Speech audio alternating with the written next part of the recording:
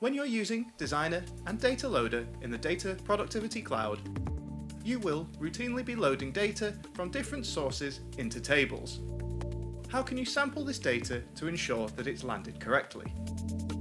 Once you've loaded your data to your target table using an orchestration pipeline or Matillion Data Loader, then create a transformation pipeline and drag a table input component onto the canvas.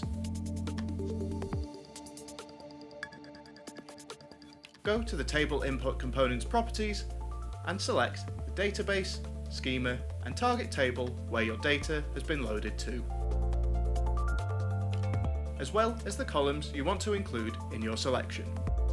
Then go to the Sample tab and click Sample Data.